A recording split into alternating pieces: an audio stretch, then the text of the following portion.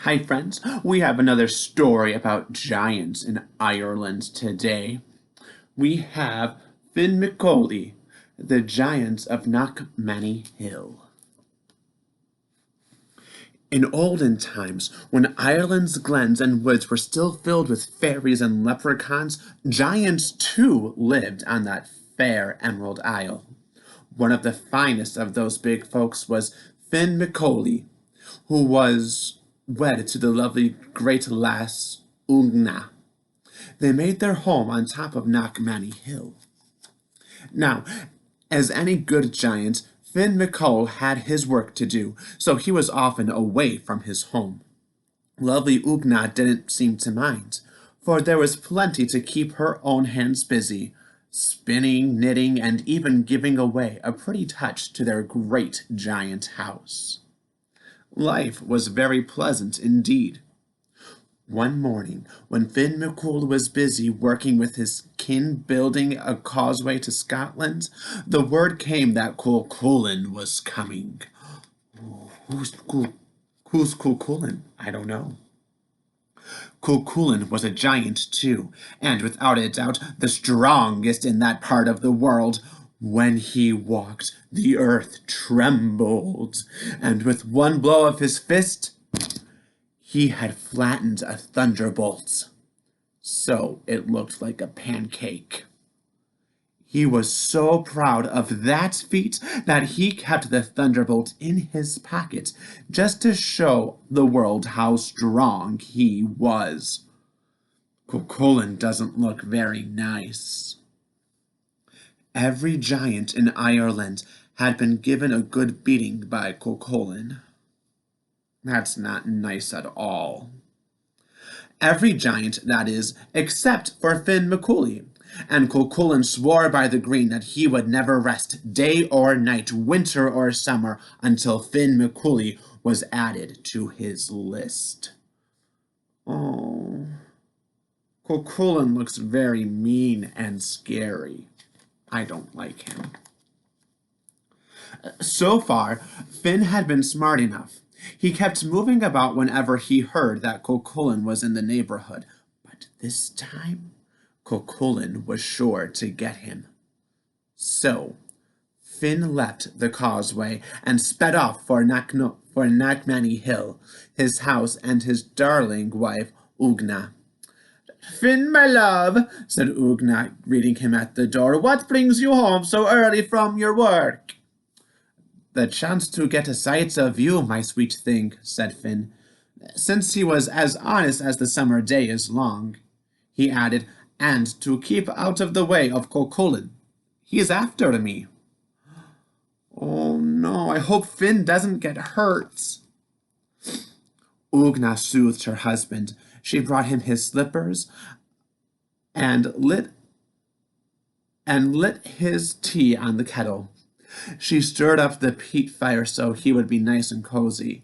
Then she set down a huge mug of tea and cut a gigantic slab of soda bread for her dearie. "Finn, husband o' mine, enough is enough," said Oonagh as gently as she could. "For years you've been hiking around from one place to the other to avoid this Cucullin.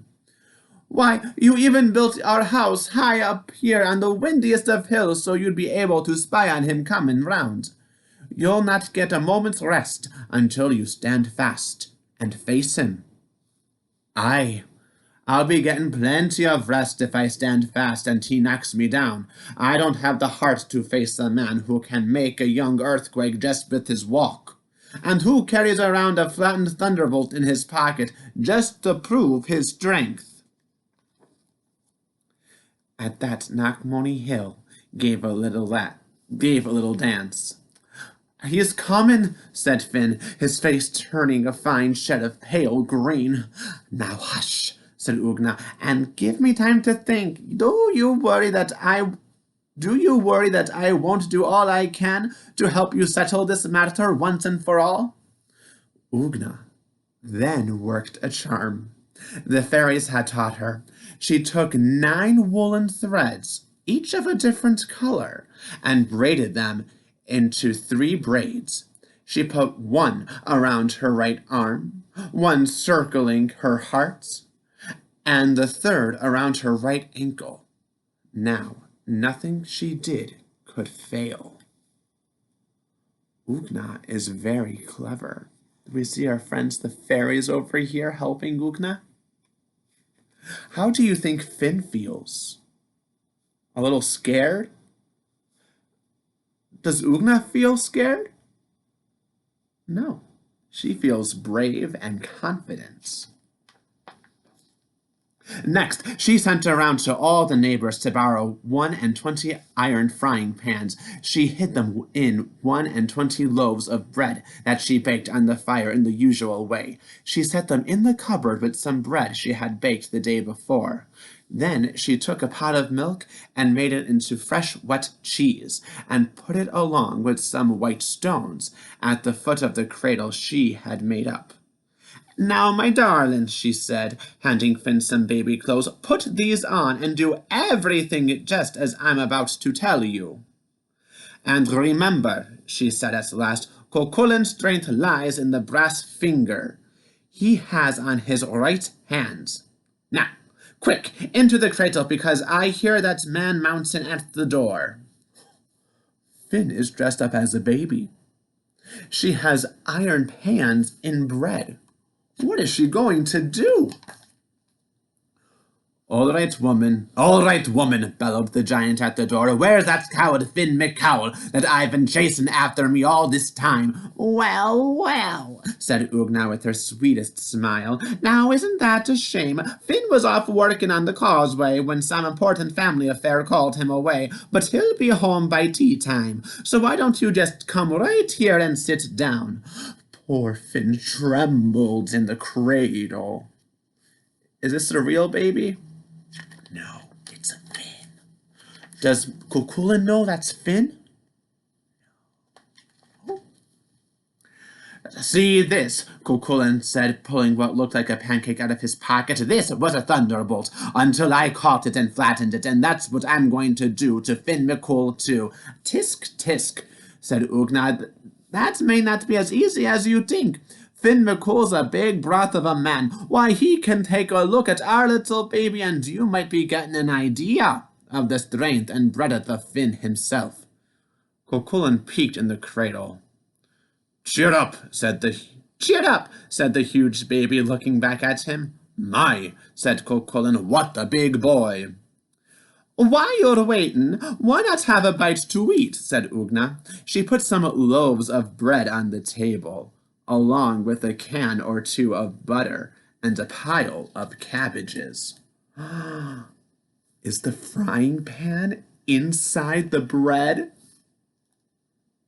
Cucullin, who was much of a glutton as he was a bully, popped a loaf into his mouth and took a huge bite right down on one of the frying pans. Clang!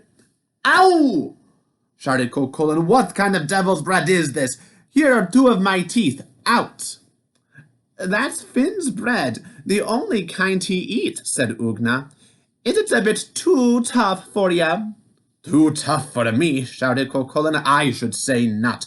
Just give me another." Cucullin chomped into another loaf, and into another frying pan. "I'll not have a tooth left in me mouth.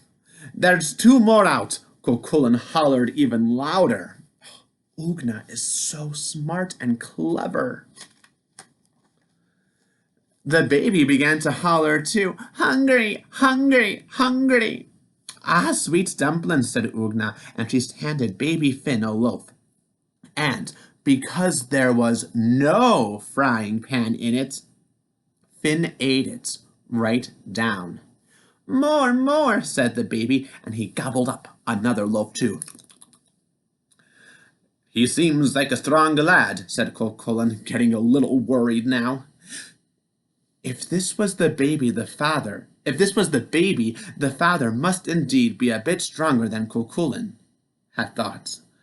"Ah, yes," said Oonagh, beaming.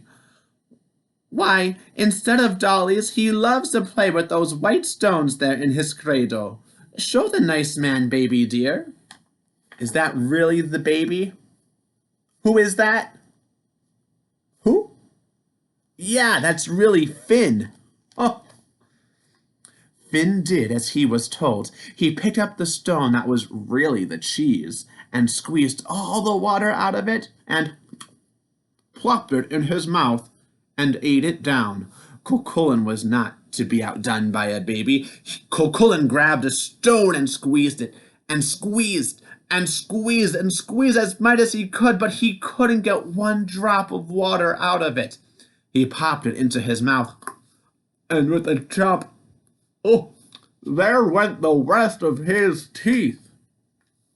The howl that came out of him almost broke all the windows. When he finally calmed down, Cucullin said to Oonagh, "What kind of teeth does that lad have? They must be made of iron. Let me see your chompers, baby."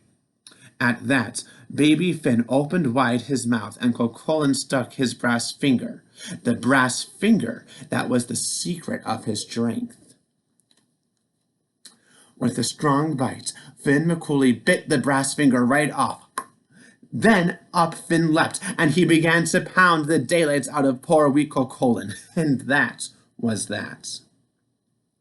Out the door went Cucullin, never to bother anyone, let alone Finn McCooley ever again. "Tea's ready, me love," said Oonagh, and Finn McCooley sat down with the best giant wife in the whole wide world. And they lived happily ever after. Oonagh was very, very tricky and clever to beat the mean Cucullin, right? Yeah. So friends, do we ever use our hands to hurt people? No. Right? We always look for help. Okay? You have a great rest of your day, and I'll see you soon. Bye-bye.